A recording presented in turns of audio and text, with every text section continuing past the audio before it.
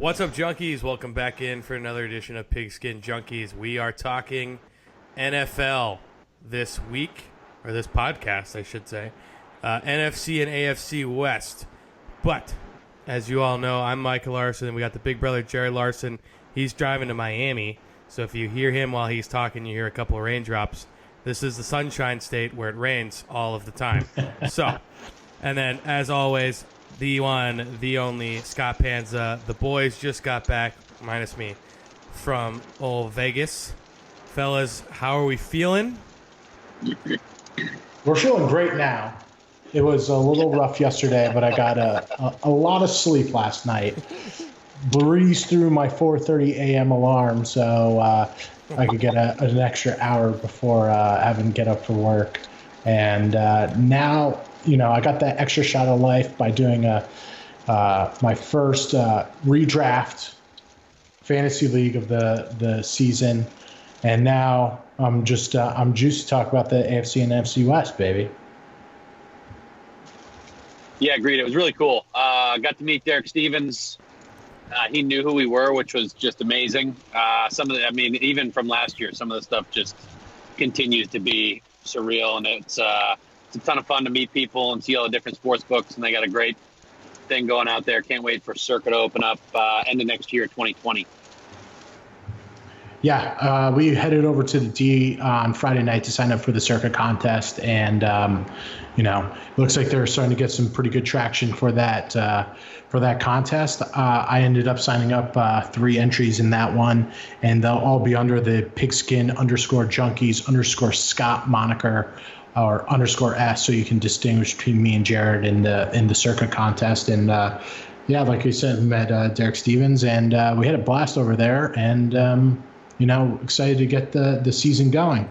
Rolled it into Saturday. We signed up for the Super Contest. I did the Pigskin Junkies in the Super Contest. I have another alias that I'm using that I'm not going to reveal. And I also did Super Contest Gold, another alias I'm not going to reveal at this time, but we'll definitely keep you guys posted throughout the season. And then did a quick spot on VSiN, which we posted on the Twitter feed today. And next thing you know, a little encore beach party to see Alesso, which is Jared's boy. It was Alesso, right, Jared? It was the best. Yes. Alesso. Yeah. It was so awesome. Thank you for humoring me and going. Of course, Jared. Had to. When in Rome. I didn't get burnt too bad. And then you just catch that red-eye flight home to Connecticut, and it was a blast. 30 hours in and out of Vegas, the perfect amount of time. I was going to say, it was a jam-packed 28 hours for us, and then I was definitely ready to get out of there on Saturday night and get home to the family. It was much needed come Sunday morning. I just remember calling Jared, and he's like, we're about to go to the pool.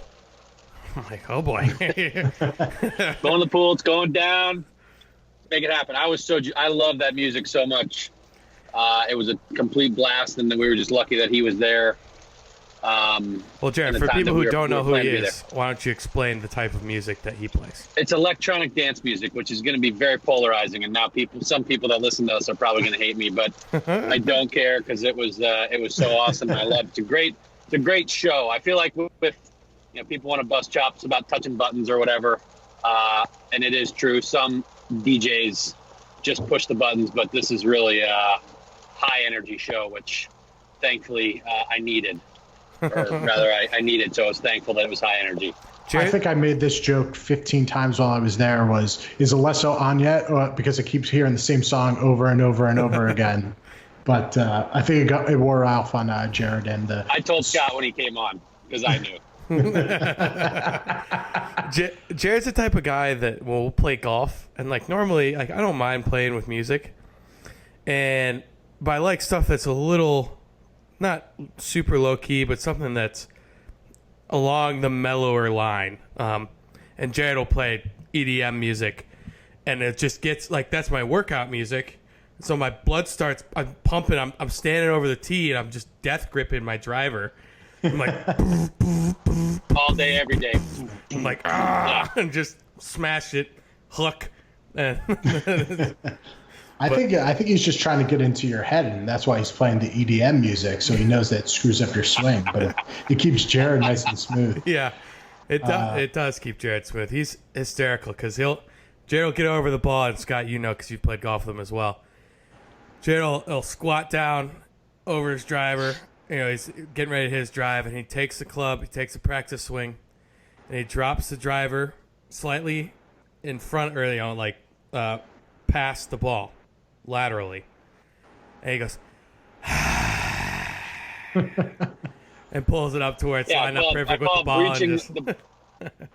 Yeah, it's breaching of the whale, and then you knock it out there. And just smack and he it drives it like 40, 50 yards past me easily. So, it's working for him. Exactly. The hammies are firing. But that's so after Encore Beach Club, we went back to the sports book to watch some Miami, Florida college football because I can't get enough college football. And that's when the Andrew Luck news dropped. And that's right. It was pretty funny watching the reaction in the sports book because definitely some people have been overserved a little bit. And the reaction to Andrew Luck just cursing him out and, all the I couldn't believe it. But then I was we like, saw hold the on, people did I have that? running to get bets in against the Colts, and I don't know if they were able to get them in. I imagine they shut down all the Colts action, but it was a perfect time to be in the sports book. Welcome to Vegas, nothing better. First weekend of college football, little NFL, big news dropping. It was great.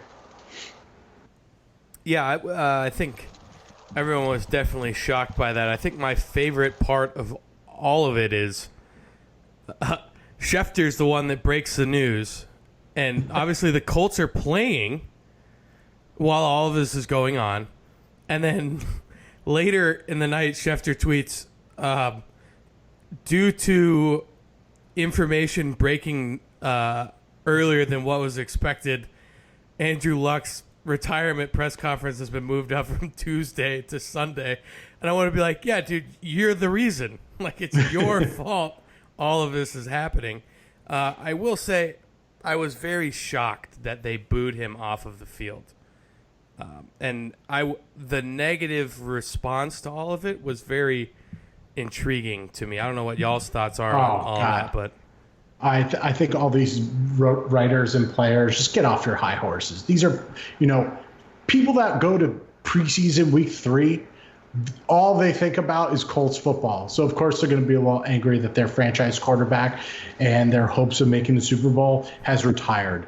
And they've definitely been overserved as well. So you think you're going to get rational thought out of the guy going to week 3 preseason after like 12 beers? No shot. Of course they booed.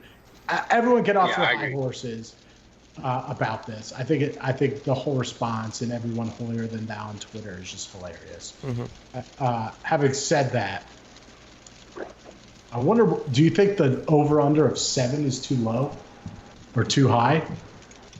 I would say that's a pretty significant overreaction. What was it before, 9.5? Yeah. I mean, I don't think Jacoby Brissett's that bad. I think that's or that much of a downgrade.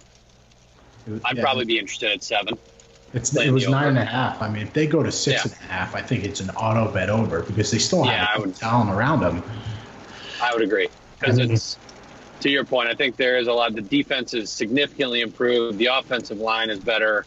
Yes, you have an all-star quarterback, but again, I don't think Jacoby Brissett is a scrub. I think he's a la Jameis Winston, maybe even a little better. And the best part with Brissett is he's in his last year of his rookie deal, so he stands to make a ton of money if he performs this year. And I'm sure he's been prepping. I'm sure he has a great work ethic. So, I think this is time to buy low on the Colts. I'll probably look to see if the number gets beaten down a little bit. I saw 7s today, but I think you can get a lot of value on them. I really don't think. I mean, obviously losing Luck is a big deal. I'm not trying to downplay that, but Jacoby Brissett is one of the better backups in this league. It's not like you're downgrading to Chad Henne. So I think there's a pretty level division. Serious market overreaction right now. I would agree.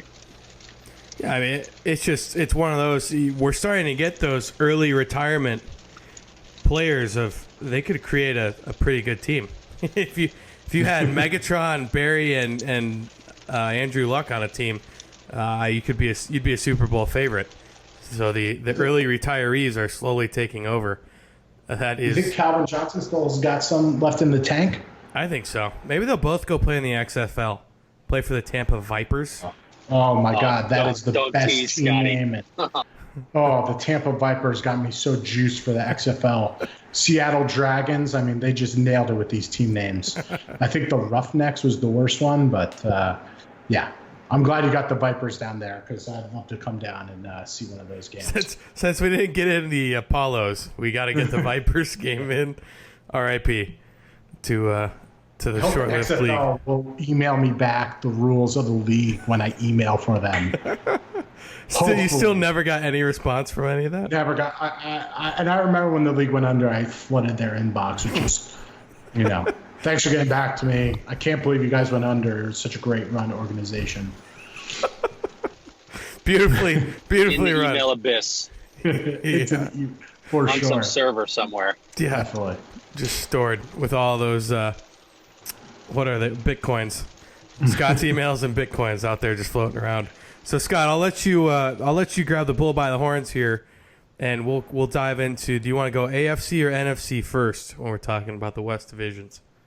Why don't we just kick it off with the AFC? I got a little hot take for the AFC West, which may be surprising to some, but I'm going to kick it off with the Chiefs, projecting them to be 12-4 this year.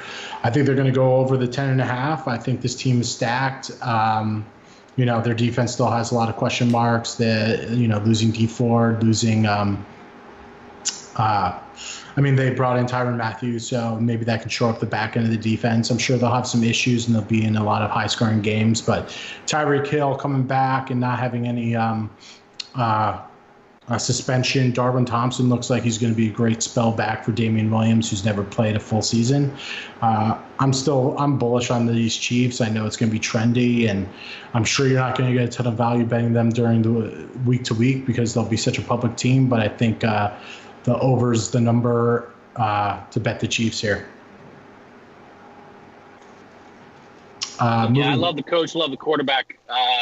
Don't love the number. Don't love the 10.5. So I'll stay away on this one.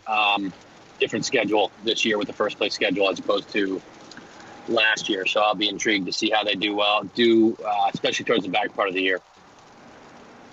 So moving down past that, I got the Chargers coming in second. So depending on the number you see, if it's 9.5, I'm probably fading, but 10, I'm betting under. I actually don't. And here's my hot take. I don't think the Chargers make the playoffs this year.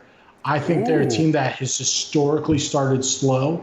I think they're going to go on the road and they're going to overlook a lot of teams that they're playing early in the season. They're going to go at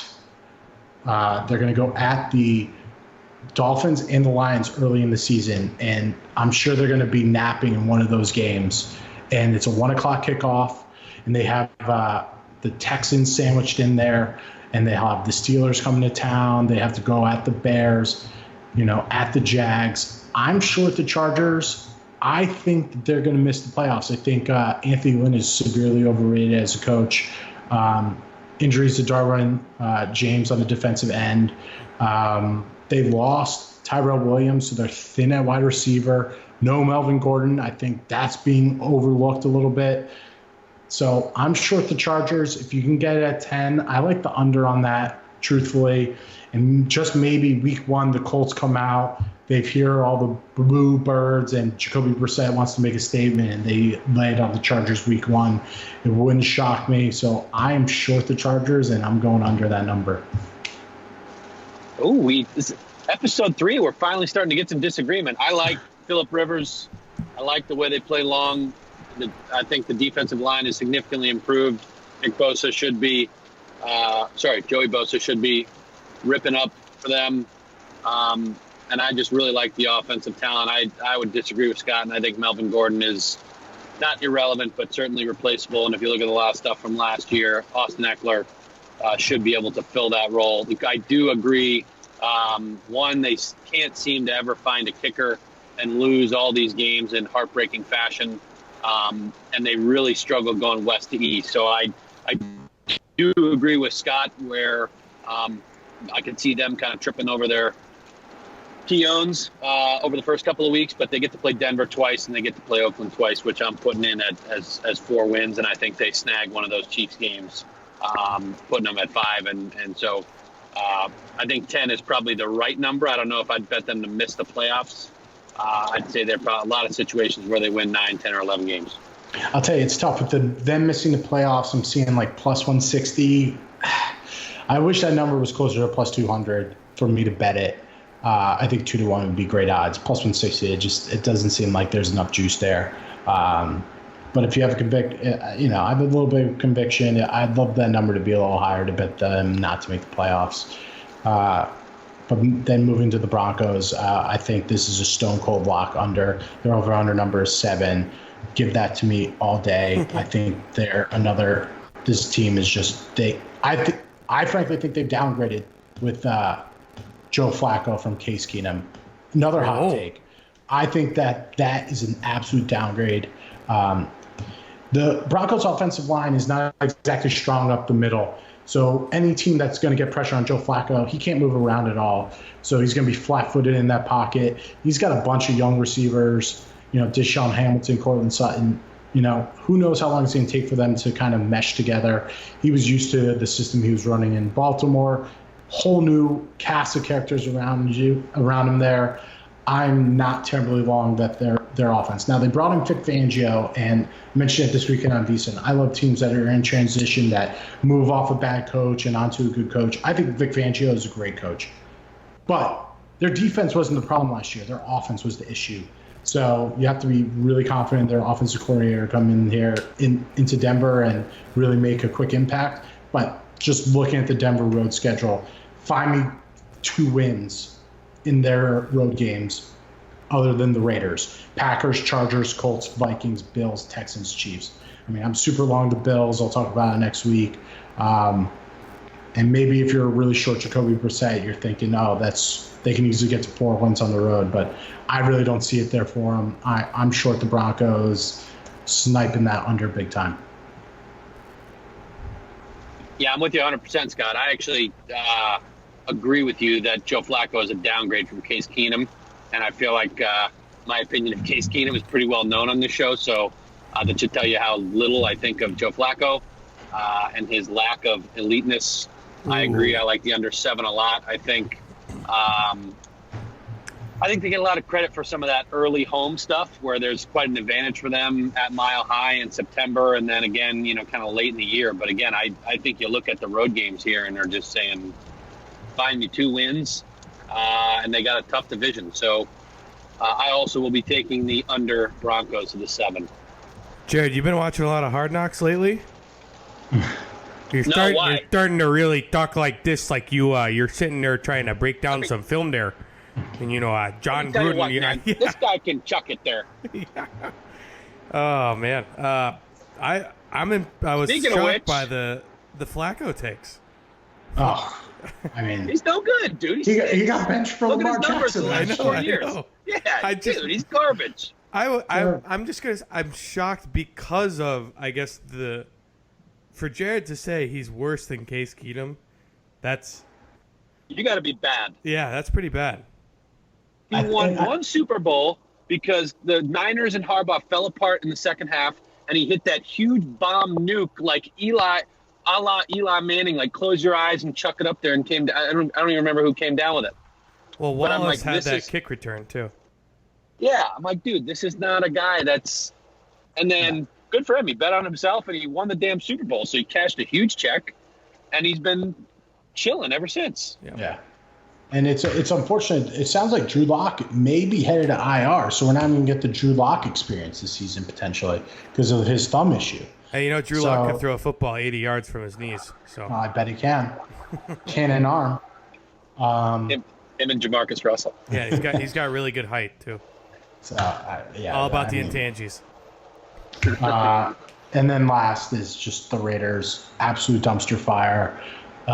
Nothing but bad news coming out of there. I think one of the bright spots is Hunter Renfrow from a fantasy perspective. Mm-hmm. But other than that, just their schedule is just terribly brutal. They're not going to have a home game from September 15th all the way until November 3rd. And that's because one of those weeks, week 5, they play the Bears in London. So they're going to be at Vikings, at Colts, in London against the Bears, at Packers, at Texans.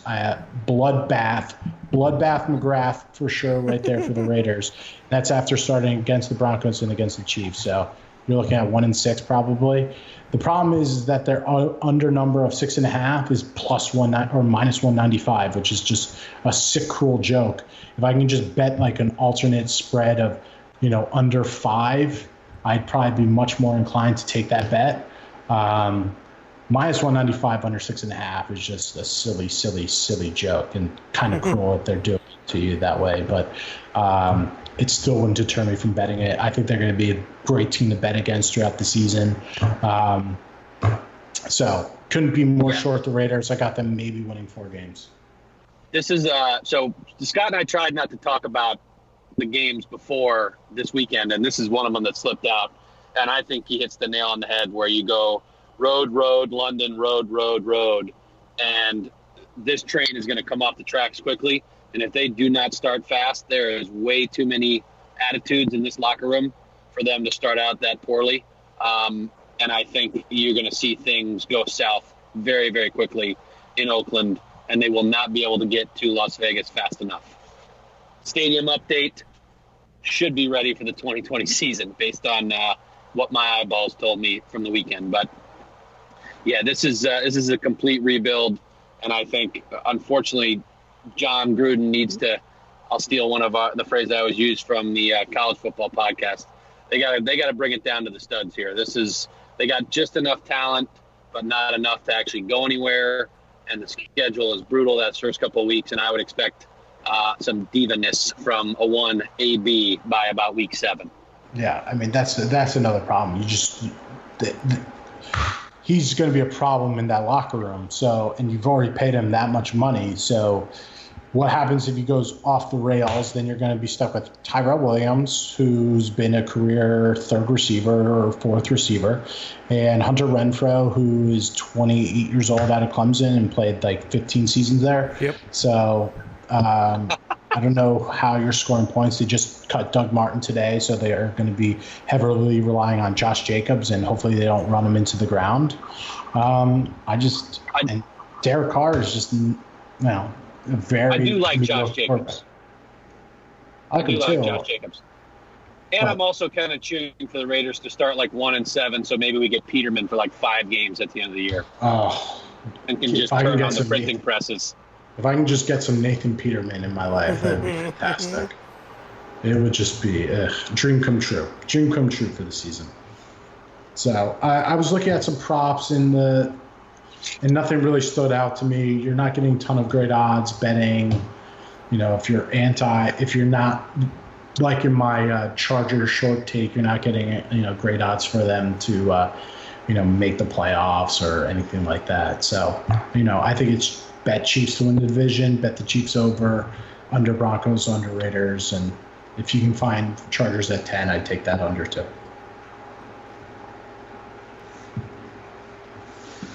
Yep. No disagreement here. You want to pivot to the NFC? Absolutely. Let's kick it off with the Rams. No Super Bowl hangover here. I got them going 12-4. Their over/under number is 10.5. I'm back on the train. I love what they're doing. They're resting all their main guys in the preseason, so they're not letting any injuries affect them. The Gurley situation doesn't have me overly concerned. I think they have a stud in Darrell Henderson waiting to play. Malcolm Brown, John Kelly's looked good in the preseason. So if Todd Gurley really does have some serious knee issues, they have guys to replace him. They got Cooper Kupp coming back. I love this team. I love Sean McVay. I think he was humbled in the Super Bowl against Belichick and the Patriots, and I think they'll be back, rocking and rolling early this year. Week 1, I talked about it on Beeson this weekend. They're probably going to be laying some points at Carolina. I actually would not. I would probably stay away from that game and maybe be on the Panthers, but they got some juicy games at home. They're playing the Bengals. They're playing the Bucs. They're playing the Niners at home. Those those teams aren't scaring me. They'll play the Cardinals twice. So, they just got to sneak out some road wins. And luckily they got a bunch of the road games on the East Coast in prime time. So the timing shouldn't really affect them all that much. Yeah, they're going to be laying some lumber in some of those games. The home games, 12s, 13s, 14s, I think is what you're going to see, which I just don't have any interest in laying in an NFL game. But I'm with Scott, loaded. Robert Woods, Cooper Kupp's back. I don't think the Gurley thing is a huge deal. I think that's more of a zone scheme, and Gurley just happened to be the benefactor. As Scott mentioned, I think they got some guys behind him that can solve for that, and the defense should be much improved. I think the way that they got dominated in the Super Bowl is the best thing that could have happened to them. I think if they'd have gone up and down and lost late, that could have been cause for a little bit of a hangover this year. But I expect the Rams to win this division. A little bit of an indictment on a team I'm sure we're going to talk about here in a minute, but than anything else. But I expect them to handle business and get back to the playoffs as the West champs. They're plus 120 on FanDuel right now at over 10.5. I think that's a pretty nice number to get. So I'm hopping on that one. Moving down, I have the Niners finishing in second place, projecting them to 9 wins. They definitely have some question marks because they are playing Dante Pettis in the fourth quarter of Week 3 preseason. So you're really unsure. And also Jimmy Garoppolo in Week 2 did not look tremendous, but it's preseason for a reason.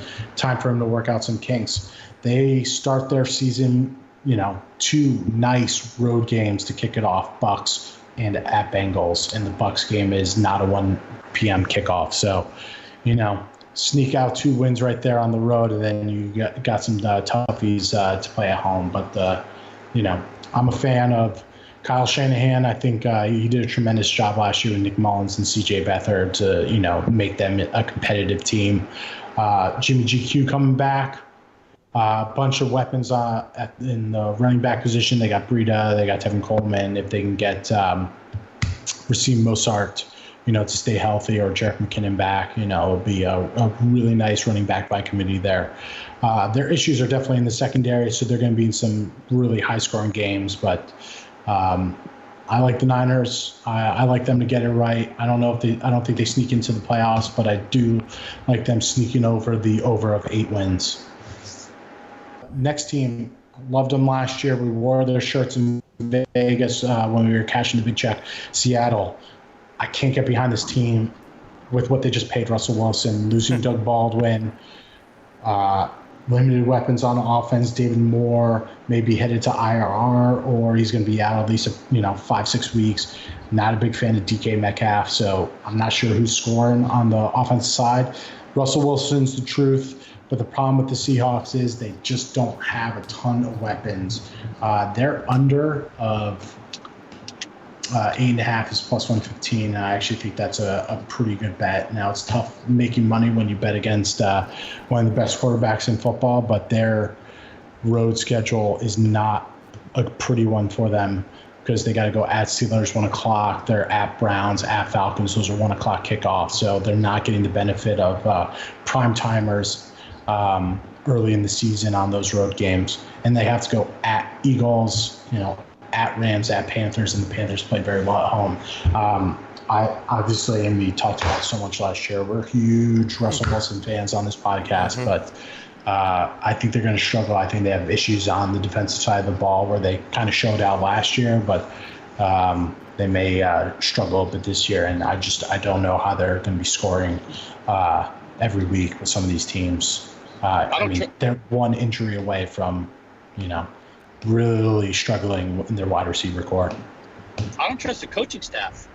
Like, we sat there and watched that game, the playoff game last year against Dallas, and they just refused to change the game plan, hammering it into the line of scrimmage, 2 yards, 2 yards, 2 yards, 2 yards.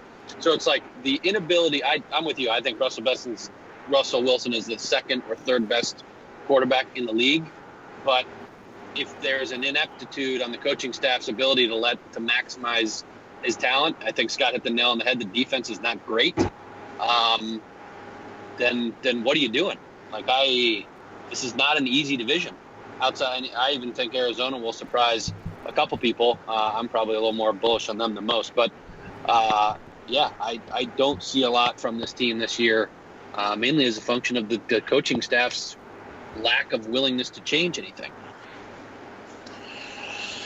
Yeah, and then, Arizona, horrid offensive line, but they are such a tough team to project because Cliff Kingsbury, Kyler Murray, and a whole new group of wide receiver weapons. So I have them projected to go 5 wins. Their over-unders at 5. I don't think there's a ton of value on either side of that one. What I will say is that I think if the wheels start to fall off, their defensive secondary is awful. Their offensive line is awful. They have a decent defensive line with Chandler Jones there, but they're going to be a team to really target throughout the season. If they have a win, if they have a surprise win one week, they're probably a team to bet against the next week because there'll be market overreaction to what they did, and then you just don't know how Cliff Kingsbury is going to right the ship after any type of emotional win or emotional loss. So they're a team to bet against probably week to week. Especially teams that have good pass rushes. And then week 1, I mentioned it this weekend as well. I think the Lions are just going to absolutely cook them. So I think that's a game to target and try to get it under the 3 for the Lions week 1. Yeah, I think they're going to score some points. This is a team I'll look to bet, especially at plus double digits, just because I think they'll score enough points to stay in games. Winning it and covering 2 touchdowns is 2 very different things. I like Kyler Murray a lot. I think he fits the mold of modern NFL quarterback, a la Patrick Mahomes, a la Russell Wilson, which I know those are extremely tired comparisons at this point. But he did go first overall in the draft for a reason. And I think they'll be fun to watch. I'll be pretty tuned into a lot of those games. I agree with Scott. I think he's going to be running for his life a lot. So I just really hope that he doesn't get crushed like Josh Rosen did, but we'll see. He's obviously more mobile than Josh Rosen, so hopefully he's able to evade some of those missed blocks, and hopefully the offensive line is a year better. But again, I think with this offense, and they do have a couple weapons, remember, David Johnson, and then obviously Kyler Murray running around, I think it'll be fun to watch, and they'll score some points and stick in games to make it interesting. It's got to be really nice to have one of the all-time best receivers, or at least all-time best hands, line it up at your slot receiver in Larry Fitzgerald. And like you said, you got Johnson, who's a very strong pass-catching tailback, who's also very good at running between the tackles. But you have that and Johnson. Those are 2 huge areas that I think you can look for in a young quarterback, your checkdowns essentially, and so I like the pick. I am very interested to see how the college to NFL transition goes for our boy Cliff, because obviously in the past, if Steve Spurrier can't get his high octane offense to work in the NFL, it's kind of hard to look at anyone else and think that they can figure it out. So we'll see. It cannot be any worse than Steve Wilkes. Cannot be any worse. Absolutely not. So there's 0 downside, all upside. That's fair. Worst coach ever. I don't know. Hugh Jackson's right there too. That's true. That's fair. Probably. Only because Hugh got another go round. He got a second year. No, he got 3 years. Yeah, 3. Oh yeah, I guess like 2.5. Yeah. What, 3 wins in 3 years? What a life! What a life! And 15 million bucks in the bank. That's right. Not a bad gig. We're doing the wrong thing. Yeah, I mean, sign me up. You can pay me $15. I get you the same amount of wins. There was also another prop, speaking about the NFC West. So I was looking for something that could be juicy. Comeback player of the year, Jimmy GQ. If you're long them and you think that the Niners are going to make the playoffs, probably means that Jimmy GQ is going to be comeback player of the year. It's only plus 385 though, so it's just not the number you want to bet on something that's, there's so many people that could get this thing. So, I wish I could tell you some good news there, but I really can't. I guess Cooper Kupp at plus 1,700 if you think he's going to be fine off his ACL, but that's not something I'd really touch. But if you're along the Niners, I think Jimmy GQ comeback player of the year is something worth taking a little look at if you can get a decent number at it. But yeah, the season starts in, is it single digits? Or right is it here. 10? I think 10 days. 10 days. It's staring us in the face. I love that we got to all the end of preseason on Thursday night. And then it's, get yourself locked and loaded for week 1. And I'm juiced. I'm fired up. So I'll follow up and ask a question along those lines. As you're watching these last few weeks, I guess if you're a viewer, what are things that you guys are looking for in a team to give you kind of an idea of how you want to play them throughout the year? I'm trying to find as much details as possible about, who are going to be some surprise cuts on some of these teams. I was really targeting the Dolphins early in the year, but now there's some news that they might be shopping Laramie Tunsil. They might be getting rid of Kenny Stills.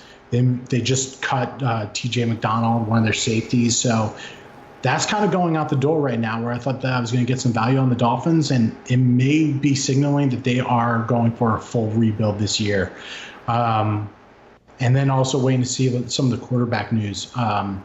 With Ryan Tannehill, who's outperformed Marcus Mariota in the preseason, I wonder if Mike Vrabel is going to have the cojones to put Ryan Tannehill in there from the beginning versus Mariota. Looking for Josh Rosen versus Ryan Fitzpatrick. Daniel Jones, how long it's going to take for him to, take over for Eli. But yeah, trying to see a lot of these cut downs, who are some surprise players to get cut, and then trying to make some moves off, how the market adjusts to that news. Miami tanking for Tua. Yeah, I think for me it's rhythm on offense. How well do the players mesh together in situations where you have new coaches? How well is the quarterback meshing with the new head coach? And then on defense, it's confusion.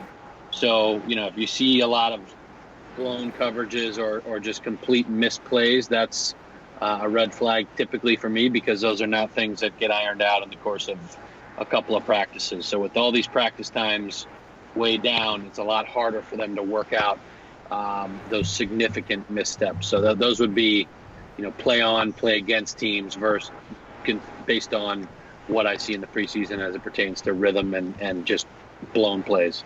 So it's go time. I was going to say, so we've talked about all the competitions. I guess if you want to, either Scott or Jared, just recap those. Just say again what your entries are, and then kind of how people can track you if they're wanting to find you guys on there. Yeah. So as I mentioned, I have 3 entries in the Circa contest. That's a 1K entry, 1 million guaranteed to first place. So they may have a little bit of an overlay because they're not even at 1,000 entries just yet. I will be at pigskin_junkies_s for my 3 entries, so you'll be able to tell me there.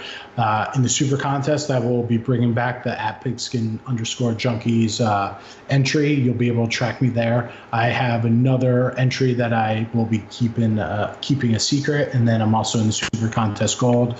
Another entry I'll be keeping a secret, but I will definitely keep everyone posted on general performance in that one. But you'll definitely be able to tail my at pigskin_junkies entry in the Super Contest, and we'll be talking about 1 or 2 picks a week starting next week as we kick off the season. And we still have AFC NFC East, our favorite divisions, to talk about next week. It's true. Now, I don't think the NFC one's your favorite, but I know the AFC one you're really excited for. Because I'm most excited to hear what you've thought of Jarrett Stidham. And I don't want you to say anything, because I don't want you to give anything away, but I'm very excited because Jared and I it'll be a beautiful blend of the 2 podcasts of college and NFL, because Scott is now just discovering Jarrett Stidham, and Jared and I have this huge scarred past with Jarrett. It's like if you were to meet your girlfriend or your wife's ex-boyfriend that they dated for 4 years, and they know everything about her, and they just want to talk crap about her, but you're like, look, man, I love her. She's great. So it's gonna be a blast. So we got that to look forward to. Obviously, an absolute dud of a game on Saturday. Scott kind of hinted at it. Jared and I will do that. Hopefully we can get Brad Miller on to talk ACC, our last division, as we get ready for the big ones this weekend as college football kicks off officially. And then we're rocking and rolling. Then it's real It's here, pigskin boys. time. It is. Yeah. It's hashtag content season. Exactly. Get it. We'll be getting after it. So once again, please subscribe, rate, and review the podcast. I haven't seen any new reviews on our podcast, and we're still sitting at 40 ratings. Now we appreciate it. Help us out. Yeah, everyone who's done so far has gone 5-star, and I do appreciate the guy or girl who gave us, although it's unlikely, they gave us the 4 stars. Although we got 4 stars, it was probably a girl. They're a little more honest. But you get 4, so we got a 4-star on there, which is great. I appreciate the honesty. But we love getting feedback from you guys. The Twitter commentary back and forth has been great. I know Scott's getting in on it, Jared's getting in on it, I'm getting in on it. It's been a blast. We love interacting with everyone. And then, but yeah, so just keep it coming. Football's here. We want to hear what you guys think. If you guys get any hot scoops, definitely let us know. We love to talk back and forth, and we won't always agree with you, I'm sure. You got 2 very strong willed people on the podcast here, and Scott and Jared. Me, on the other hand, I'll probably tell you you're right, and then when you're wrong, you can be mad at me. So we'll have a good time there. But for myself, Michael Larson, the big brother, Jared Larson, and the one, the only Scott Panzo, we are out of here, junkies. Thanks so much. See ya. See ya.